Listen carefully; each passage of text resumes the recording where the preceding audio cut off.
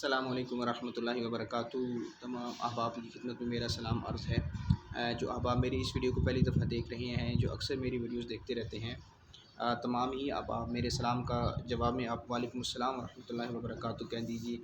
آج ایک بہت ہی زبردست عمل، جی ہاں، اگر کسی بندے کو کوئی بھی حاجت ہو تو اس کے لیے وہ یہ عمل کرے۔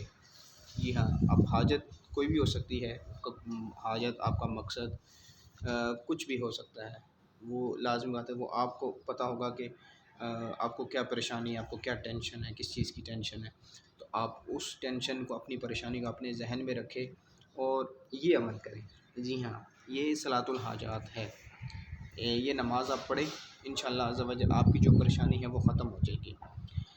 حضرت سیدنا عبداللہ بن اوفی رحمۃ اللہ تعالی رضی اللہ تعالی عنہ سے روایت ہے کہ حضور اکرم صلی اللہ تعالی علیہ وآلہ وسلم فرماتے ہیں کہ جس کی کوئی بھی حاجت ہو اللہ عز و جل کی طرف یا بنی آدم یعنی انسانوں کی طرف کو کوئی بھی حاجت ہو تو اس کو چاہیے اچھی طرح وضو کرے، اور وضو کرنے کے بعد وہ پھر یہ 2 رکعت پڑھے، اور پھر اس کے بعد یہ ہے کہ وہ دعا کرے، 2 رکعت پڑھے، پھر اللہ عز و جل کی ثنا کرے اور پھر یہ دعا پڑھے۔ دعا کیا ہے میں عرض کر دیتا ہوں، تو یہ دعا بھی آپ پڑھیے، انشاءاللہ عز و جل اللہ پاک آپ کو اس کی برکتیں نصیب فرمائے گا۔ دعا یہ ہے، بسم اللہ الرحمن الرحیم، لا الہ الا اللہ الحلیم الکریم، سبحان اللہ رب العرش العظیم، الحمد للہ رب العالمین، اسألک موجبات رحمتک وعزائم مغفرتک وغنیمت من کل بر